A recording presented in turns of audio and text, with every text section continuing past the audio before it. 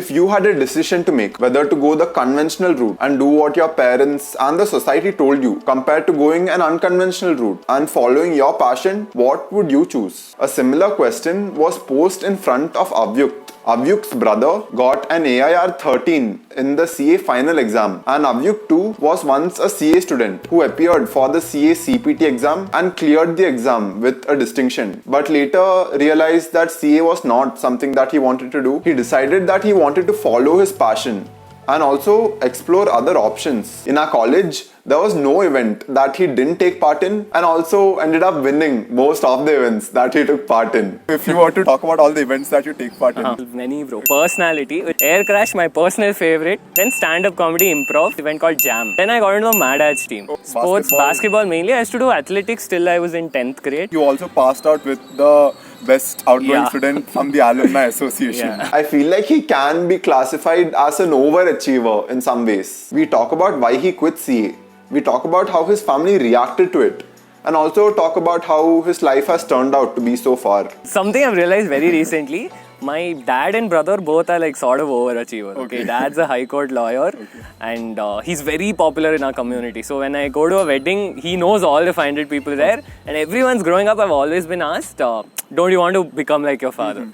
Okay, and second thing is my brother is also very good at studies. He used to do sports, not as much as me, but he used to do. And he's a CA All India rank 13 in final first attempt. No pressure on me at all. Right? So I always grew up feeling like if I don't do a lot of things, I will never be respected. Okay. Like I'll always be this person's son or this person's brother. Right? This is something that happens subconsciously, which I've come to realize very recently. So I always never said no to any opportunity. I was like, yeah, I'll go for it, whatever it is. Like I'll just do it. Okay. And because of that, did you feel like you overcompensated? Yeah, majorly. Because one of my friends, he also has a lot of interest in psychology. He legit told me, bro, you have overachiever issues. Which is you just want to do so much and you don't even know why you're doing it. But it's a good thing. I mean, it's never wrong to achieve something. It gave me that drive and motivation that I needed. Right. And even the sportsman mentality which you can apply to other aspects of life as well. Right? Coming to college where it was your first year and you decided to do CA, and was that choice entirely yours or was it influenced by other factors as well? Okay, so the idea of doing CA was like I've seen my brother do it, right? And like when I was in 10th grade itself, I was like, should I take commerce or should I take science? And there was this whole, everyone is doing science, everyone is eventually getting into engineering, so there's not a lot of scope for it. Demand supply, right, basically. So, and I also saw how much my brother chilled during PU, okay? During commerce, PU commerce is very, very chill. So I was like, okay, 2 years I'll get to play basketball, because after under 18, I didn't have plans of continuing basketball also that much. Okay. So I thought till I'm 18, I'll chill. After that, I'll do CA because I was I had the math skills. So I was like, peace, I'll do CA. Not decent and all, overachiever. So yeah, then by the time I came to second PU and I saw my brother study for intern and saw him do articleship, that's when I was like, okay, is it worth putting so much effort for it? See, he really wanted to do it. It was his dream. Yeah. Okay, and I was like, he's doing it, so let me also give it a shot type of thing. And I've seen CAs were always respected. Right? Goes back to my childhood issue of, what if I'm not respected? So I was like, peace, I'll do CA. Somewhere at the end of second PU, I was like, no, I don't think this is for me. I want to explore more because CA is also a commitment. Right, 5-year-long commitment. Exactly. And a lot of people who are getting into it, including myself in a way, were not aware of the sacrifices that you'll have to make in order to become a CA. As such, right? Definitely, right? So I saw someone making those sacrifices in real time. Saw my brother finishing articleship and attending 3 hours of CA final classes and all. So I was like, no wait, this much if I'm doing, I definitely need to have a better idea. So I thought, okay, I'm not doing CA. Okay, then I remember. Then at this point, had you already given CPT or? No, I'd enrolled for CPT.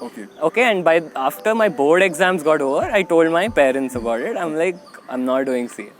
What was the situation at home? Basically coming from your family especially, where both your brother and father are in a way really good at what they do and respected, as you mentioned.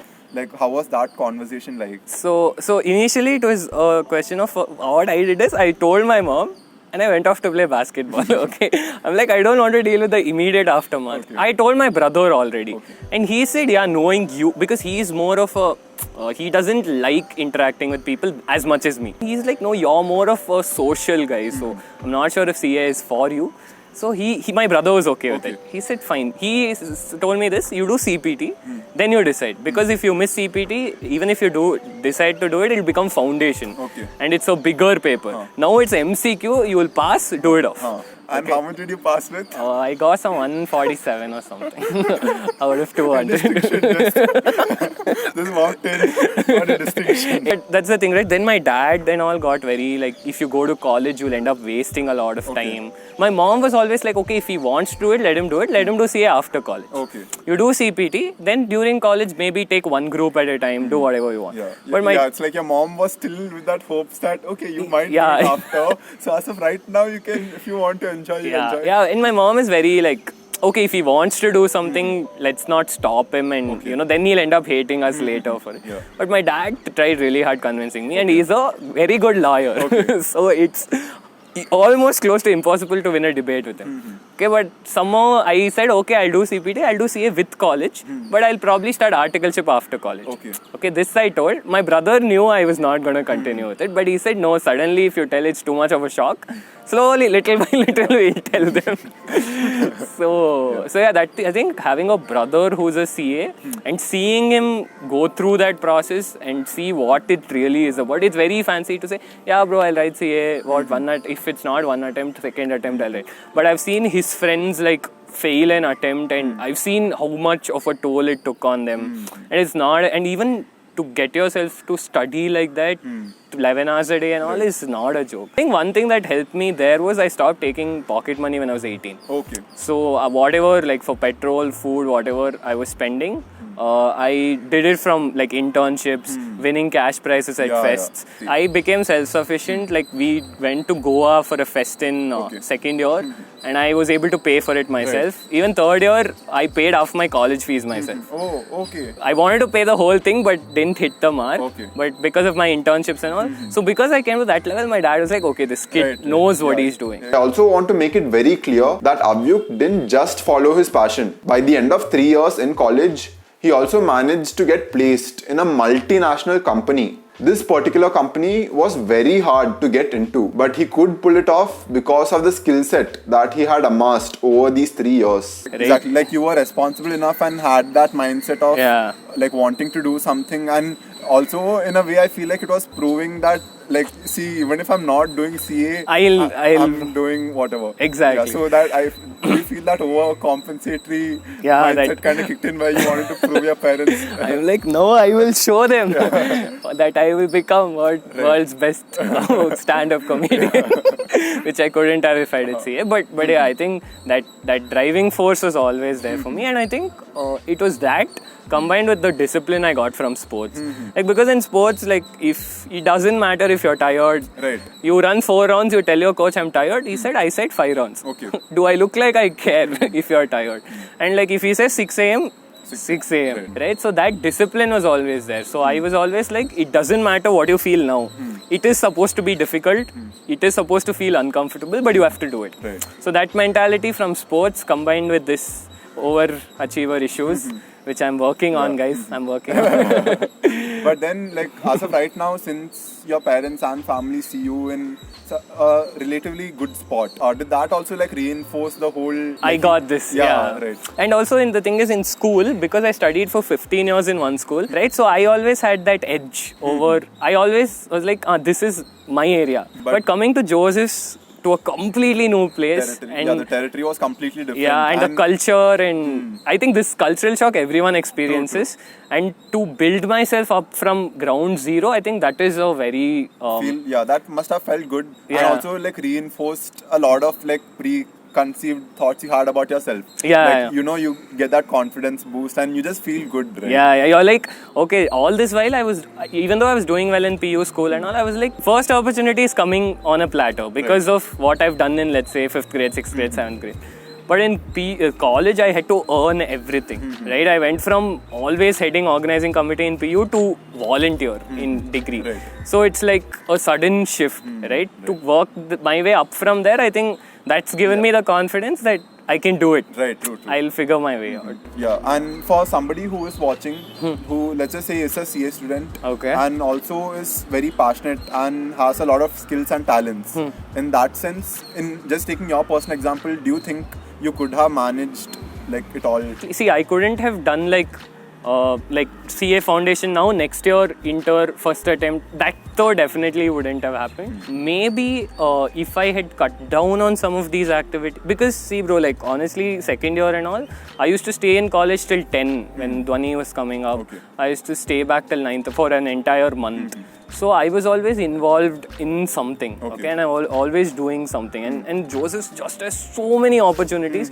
In school and all, it's like there are only some 5 opportunities. Right. When that's done, you're done. Yeah. Right? But in Joseph's, you can take as much as you And want. you can right? create opportunities for yourself. You come with a spoon, you will take a spoonful of water. You come with a bucket, you can take a right. bucket.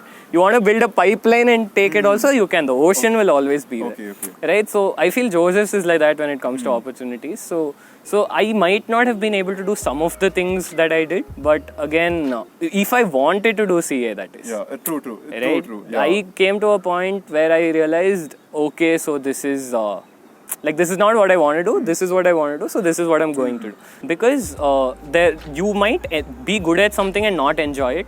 You might enjoy something and not be good at it. Right? But when these two meet is when, for me, that's what comedy is. Okay. I'm not going to deny the fact that I have a natural knack at it. Because this is the only things, like growing up, when you have an older brother, he's physically stronger. He's smarter than you. So my thing was that I'm the funny one. And the thing is, again, when it comes to balancing CA, right? Like one of the people I've seen balance it is Monica, our classmate, by the way. So she was in the student council and she still managed to clear inter by the time she was done with college. She always used to involve herself in extracurricular activities and she has managed to finish inter. Basically, it's not impossible. It comes down to priorities and how bad you want it. How much you want to do it. It's nice, bro. It's about if you want to do it, you will find a way. Right. Okay, if you really want to do it, you will find a way. But otherwise, you'll just find excuses. Yeah. So True. And coming to the whole concept of BCom versus CA, where the usual trend is people who do CA feel like there are not a lot of job opportunities if people do BCom alone. But at the same time, you are a really good example of a person who could have done CA and done really well at it, but at the same time chose to follow your passion in a way and are graduating with a BCom degree. Correct. And what are the job opportunities that are presented your way? okay, so the good thing about BCom is, I always look at BCom this way, okay? It's a 3-year window where you can do whatever you want, but when society asks, you have an acceptable answer. Right. I'm doing a degree. Okay, in my 3 years, if you see how much time I've spent into my books, it'll probably be 36 papers we wrote, right? One day before each of these papers. That's it. Language papers, not even that much. So 1 month in the last 3 years is what I've spent on studies. Okay, but at the same time, I explored comedy, I explored business a little bit, I explored content and so many content writing and all of that. Right? So what BCom does is, it gives you this time to figure out what you want to do. Okay, and it gives you exposure. The thing is, on paper, I agree. BCom might not give you that good opportunities. Right? Like I got a good job through placement, but there's just a small portion of people in colleges, and Joseph's being one of the most reputed colleges, here itself the starting packages aren't great for just BCom. Okay, that's not a function of it's just the degree is very simple, okay, but it'll give you the exposure and that soft skills, things that you can't put on paper. Like I have contacts now. Like if I want to do this, I know who I can contact. Like let's say I want to build a business tomorrow, I know exactly who I can contact, who I can talk to about this. People, this is an underestimated factor, your network. Like who do you know and who knows you is very, very important in today's world.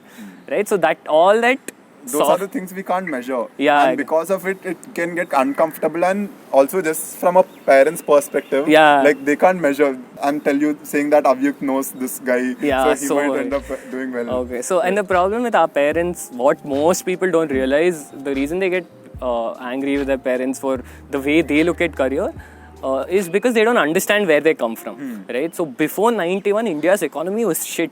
It was horrible. British took everything and left. Nothing was left here. Okay, so our parents grew up at a time where if you wanted to follow your passion, there's a good chance you're going to starve. That was their truth. Yeah. Okay, that was how the economy was back in the day. So they have seen their friends doing, let's say, CA or engineering, and it has been ingrained into them that just do CA or engineering or medical or whatever, and your life will be sorted. I always have this honest conversation with my mom, especially where I'm like, Ma, the world has changed. I know it's a little difficult for you to understand. Like, one example I always give is my dad still puts center stand on his scooter. Oh, okay. Okay, he knows there's a side stand. I put side stand every day, but it's just his habit, right? In his Chetak, there was only center stand, so he's just so used to putting it. And it's not just my dad, I've seen so many of these middle-aged people doing it, right? So it's one thing to know, and it's one thing to like accept it and believe it, right? And to be honest, they want the best for you. So that, I think it boils down to whether or not you can have that honest conversation with them and be like, see, I know what I'm doing. Coming to the end of the whole conversation, where let's just say that there's a person who is in a dilemma whether to choose a conventional route or an unconventional route, like you did. What advice would you give them? Okay, so the thing is, when you hear this question, a lot of y'all are like, one nice answer is going to give, and I'm going to listen to that, okay? But let me tell you, nobody can tell you what you're supposed to do. Okay, all I can say is you have to, like, there are people, again, this is not talked about a lot, there are people who follow their passion and end up realizing it's not their passion at all. Okay, and there are people who go down the conventional path and succeed. Yeah. It's not like every person in a corporate job is sad, right? There are people who are happy also, who have a great work-life balance. So I think what you need first thing is self-awareness. Is this what I really want, or is this something that someone else has put in my head? Do I want to do CA because the whole society respects CAs and they made it look cool, or do I genuinely want to do it? Okay, that self-awareness you need. Second thing you need to know is life is going to be full of ups and downs. It's not going to be like today you decide something and you can do it for 40 years, right? There will be ups and downs. There you might end up having 3-4 different careers. Like Gary Vee talks about how he found his passion when he was 36, 37. I think the only tip I can give you is every day, every night, even if it's 10 minutes, shut off the entire world and have an honest conversation with yourself, and the answers will come. Yeah. Yeah, hope you guys liked and enjoyed watching this conversation as much as I did having this conversation with you. Thank you. And guys, if you ruin your life based on something, the answer. Ali. Adad. Keep it in BTS. Even to this day, my mom, whenever I order a book on Amazon and I say, Amma, did my books come? She'll be like, what, your CA books? She still has hopes. No, she's given hopes, but she'll just like taunt me. If you ruin your life based on what I said, I'm not responsible for it. I'm giving you a disclaimer, right? See you. Bye-bye. Take care. All the best.